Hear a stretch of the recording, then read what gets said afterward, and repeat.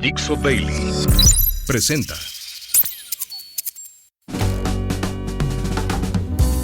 Bienvenidos. Esto es Fuera de la Caja. Yo soy Macario Schettino y le agradezco mucho que me escuche en la revisión de lo ocurrido en la última semana de mayo. Terminó ayer domingo 31 de mayo. Yo grabo para usted el lunes, como de costumbre. Una semana en la que a nivel internacional no encuentro nada extraordinario. Sigue todo más o menos igual. El señor Trump sigue queriéndose salir de Irán y no lo logra. Hoy lunes, el supuesto acuerdo en el que estaban negociando Estados Unidos e Irán se vino abajo otra vez. Y ahí van a estar, ¿no? Ya lo habíamos platicado. Para Irán el estrecho de Hormuz es pues su única defensa y la van a aprovechar todo lo que puedan.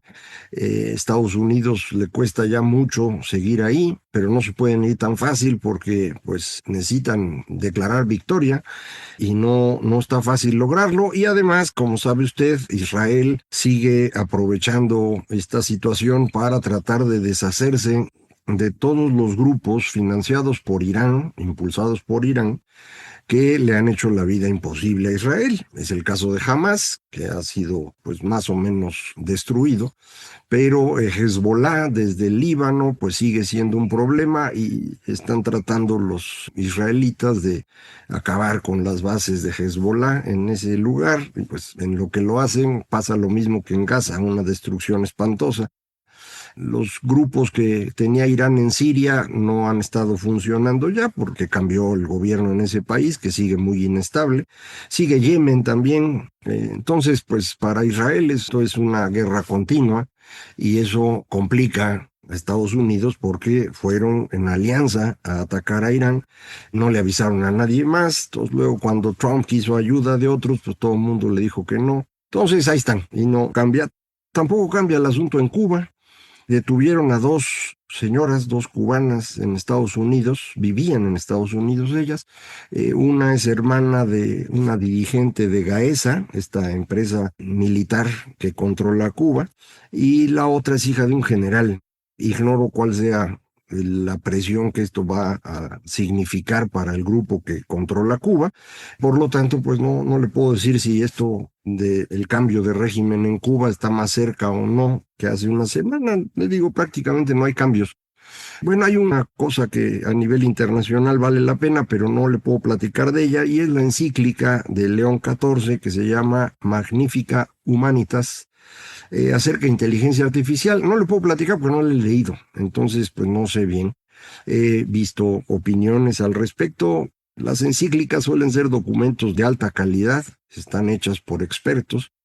El Papa guía con sus ideas y luego autoriza o no lo que le parece conveniente, pero detrás de esto hay un montón de gente calificada, o sea, no es así un documento que se le ocurre a alguien, ¿no? Entonces suelen ser buenos textos, pero este no lo he leído aún. Cuando lo haga, con gusto lo platicamos por acá.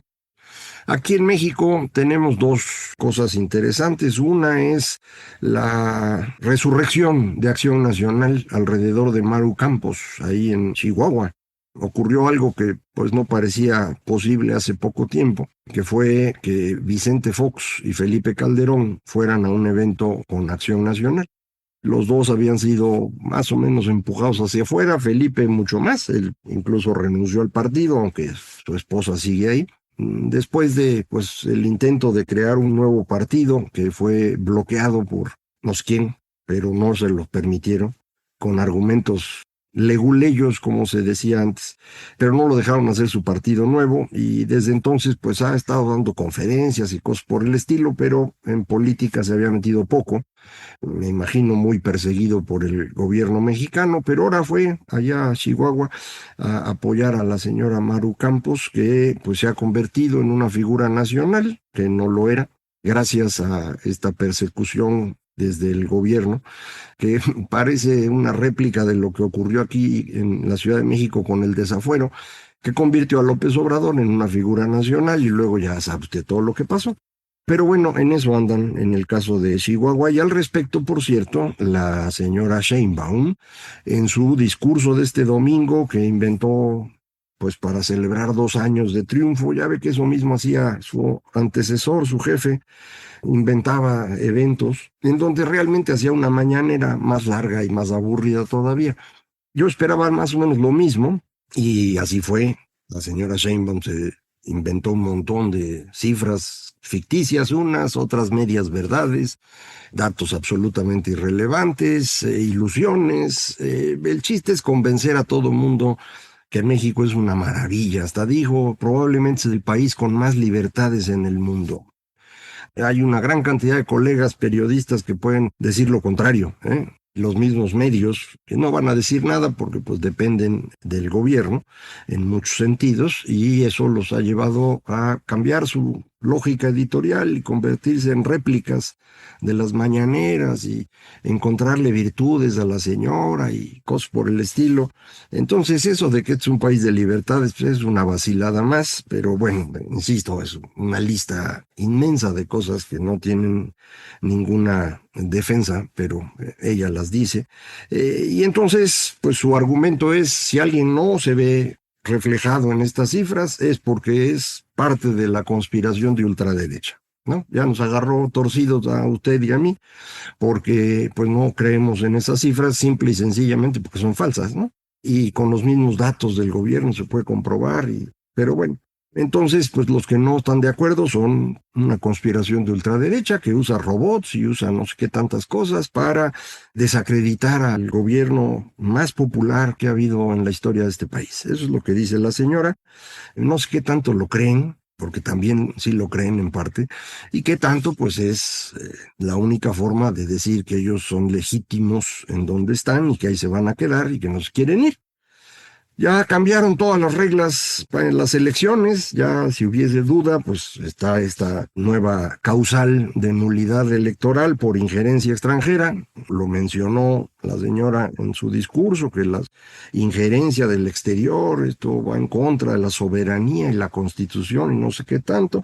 Cambió, por cierto, lo que había dicho el gobierno sobre el tema de Chihuahua. Ya no es que los señores de la CIA habían participado en la destrucción del laboratorio. Ahora resulta que el laboratorio lo destruyó la fiscalía. Pero, ¿cómo fue que encontraron el laboratorio justo al mismo tiempo que los señores de la CIA? Yo me pregunto.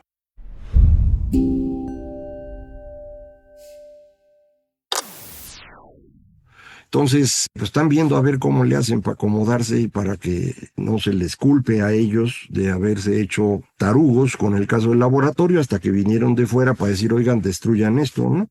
Entonces, yo creo que se están metiendo en una maraña de la que no van a poder salir porque son dichos que se pueden utilizar después en juicios. Yo sé que aquí no va a haber esos juicios. Si alguien intentara hacer un juicio aquí contra el gobierno, pues ahí estaban los ministros de la Corte en primera fila aplaudiéndole a la señora. ¿Qué tenían que hacer ahí en la celebración de un triunfo electoral? Bueno, pues dejar claro con quiénes está la lealtad de estos ministros, y esa no está con el Estado de Derecho o la Constitución, está con la señora, o más claramente con su jefe, ¿no? Eso es lo que se trató el discurso de ayer domingo, dejar muy claro quién es el jefe y que la señora pues está simplemente cuidando el changarro. Lo que dijo de injerencia extranjera ayer, pues lo echó a perder hoy, porque hoy lunes en su mañanera se puso a hablar de lo que ocurrió en la elección de Colombia, en donde dice, no, deben haber contado mal los votos porque el que debía ganar era el candidato del señor Gustavo Petro y yo lo apoyo, debe revisarse. Bueno, esa injerencia, en el caso de México, va a significar la anulación de una elección. Entonces la señora se mete en todos lados, arbitrariamente, haciendo opiniones o dando opiniones que responden a su ideología o a sus socios. Ya no está claro si es un asunto de ideología o es simplemente asociación criminal, pero pues, eso es lo que la guía a ella. Y no quiere que alguien haga exactamente lo mismo, pero del otro lado del espectro político, ¿no? Entonces, pues no hay manera, ¿no? No hay manera de hablar seriamente con un gobierno de este tipo. Todo lo que dijo ayer, acusando a la ultraderecha que en Estados Unidos nos está usando para ganar sus elecciones, hoy dijo, no, pero yo no me refería a Trump, ¿eh? O sea, son otros. ¿no? Bueno, le tienen miedo a Trump, pero no se da cuenta que este proceso en el que estamos no es Trump. Este proceso, ya lo platicamos aquí, es un proceso institucional del gobierno estadounidense que ahora le toca llevar al señor Trump, pero después le va a tocar a otro. Y antes le tocó a Biden. Y fue Biden el que presionó para llevarse a Ovidio y el que después recibió de regalo al Mayo Zambada en este secuestro o entrega o lo que haya sido. Entonces, no es Trump. Esto es un proceso institucional que ya tiene una fuerza de trabajo conjunta en el Comando Norte de Estados Unidos para coordinar a las agencias que enfrentan al crimen organizado en México. Entonces, no estamos hablando de que si Trump se levantó de buenas o de malas, o que si en Irán está perdiendo, o que la elección intermedia la ve perdida y entonces va a alterar las elecciones para ganar y por eso nos necesita. Esos son cuentos, ¿eh? Detrás de esto hay un problema mucho más grave. Y ese es el que no parece estar entendiendo ella, cuando menos ayer fue claro que no lo entendía y hoy en la corrección que hace, pues tampoco. Entonces, sí preocupa un poco esto. La secuencia de su discurso lo platicaba hoy Guillermo Valdés en un artículo en Aurora de México, creo que fue. Pues es el México maravilloso que solo lo critican los ultraderechistas, que son los que están detrás de esta campaña de injerencia extranjera. Esa es la secuencia con la que construyó su discurso para culpar a los demás de los fracasos de ellos. Datos económicos de la semana pasada confirman que la situación es complicada. Otra vez no estamos en crisis, ya se lo he dicho muchas veces, pero vamos camino a ella. Y el problema es que no hay salida. Eso es lo que he tratado de explicar desde hace 4 años. Porque desde hace 4 años era muy claro que no había salida, que el camino por el que se habían metido, que era comprar votos usando el dinero público, tarde o temprano nos iba a llevar a una situación crítica. Y en aquel libro que publiqué en ese año, México en el precipicio, ahí ponía yo datos y mi estimación de lo que iba a ocurrir y ocurrió prácticamente así. Decía yo, el déficit público será de 6% del PIB en 2024 y eso ya no es manejable. Fue de 5.7%, ¿no? Y no es manejable. Tan no es manejable que en 2025, para poder medio equilibrar las cuentas, trataron de bajar gastos, sobre todo en inversión, que es lo que usted puede bajar de inmediato, provocando problemas, porque si el gobierno deja de invertir, pues empieza a deteriorarse la infraestructura y el sector privado no invierte, pero lo hicieron porque no había otra salida. Redujeron la inversión pública en 1,5 puntos del PIB prácticamente, y con eso lograron bajar el déficit de 5.7 a 4.8, o sea 0.9. Bajaron en 1.4 la inversión para reducir el déficit en 0.9, es decir, creció el resto del gasto en 0.5. Entonces, para este año dicen, no, ya ahora sí van a bajar. No va a bajar, Mar. No va a bajar, simplemente no pueden. Y los ingresos no les están cayendo como ellos esperaban porque la economía no se mueve. Esos datos salieron el viernes. Cae la recaudación del impuesto sobre la renta, que es el más grande de todos. Subió el IVA durante el mes de abril porque en abril tuvimos mucho más comercio exterior. Tenemos ahorita un boom de exportaciones que la señora Sheinbaum celebró. Ese boom de exportaciones tiene que ver con industria electrónica. Parece ser un reacomodo de la industria china a Vietnam y de Vietnam a México, y eso es lo que estamos exportando. No sé cuánto tiempo Estados Unidos tarde en decir, oiga, esto nada más están cambiando etiquetas, ¿eh? No dudo que parte de ese crecimiento de exportaciones sea producción mexicana, pero parece que no es todo, ¿eh? Entonces, ahí tenemos una situación riesgosa. Y eso de andarse peleando con el gobierno de Estados Unidos cuando uno va a negociar el TEMEC, o ya está negociando, donde dicen los que negocian que las cosas van muy bien, pero todos sabemos, Trump no va a querer firmar nada. Lo va a dejar pendiente para podernos tener ahí azorrillados. Y además, pues ellos ya traen demandas específicas que no van a ser fácilmente aceptables.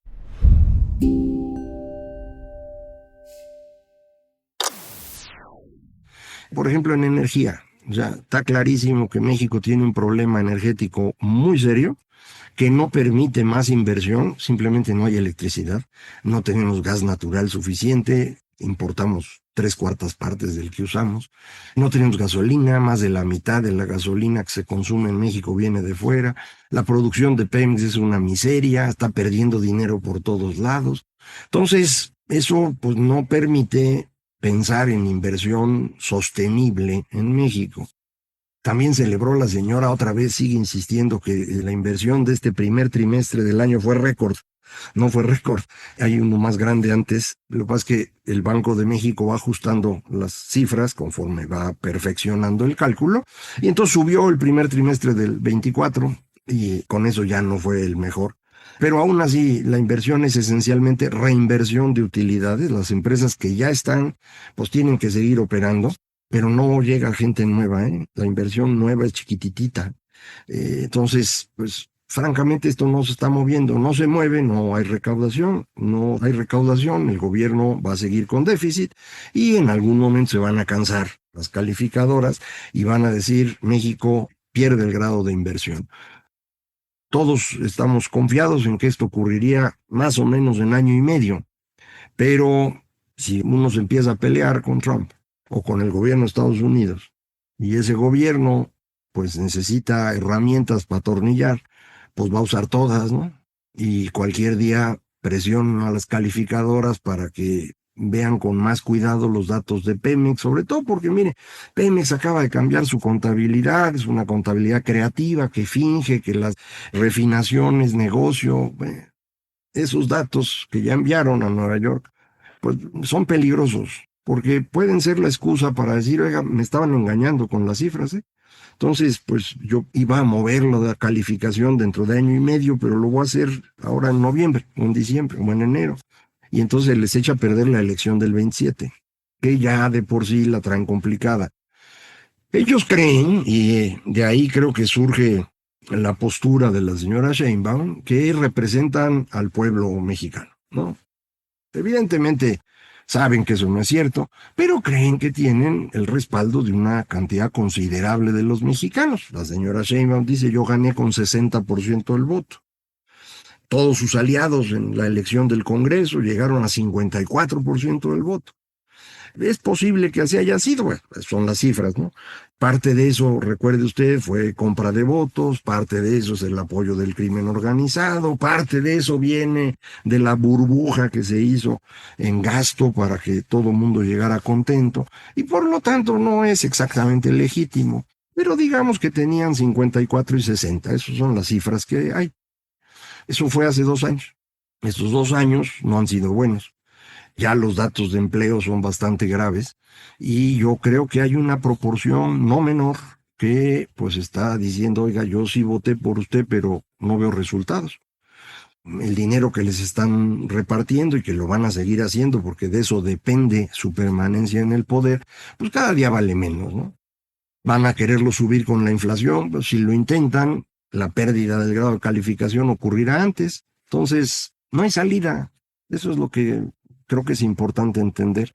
De manera que este movimiento excluyente, indisciplinado, voraz e incompetente no va a poder mantener el poder.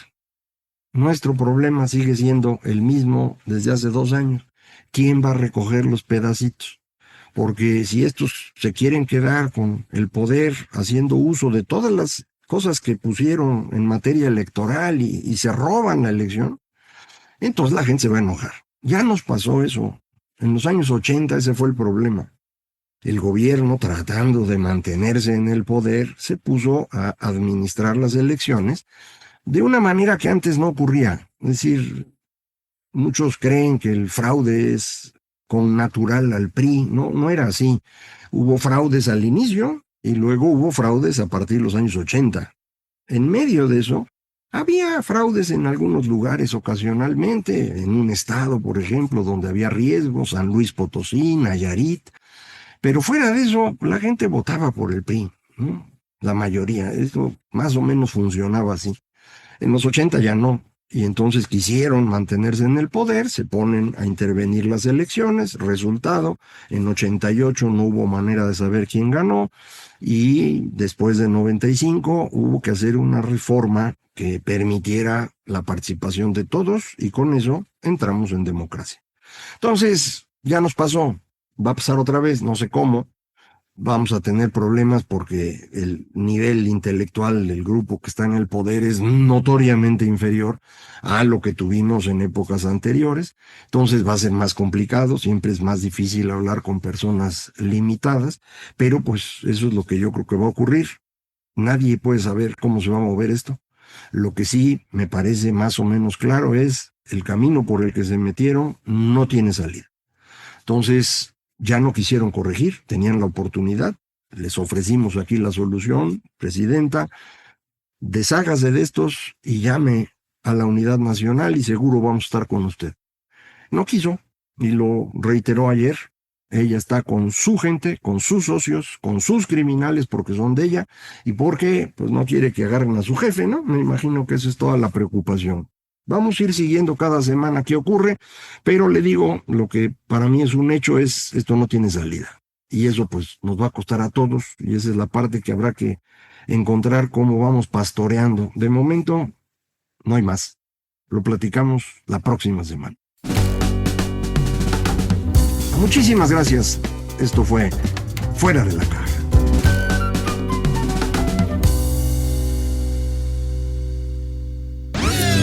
Una producción de Dixo.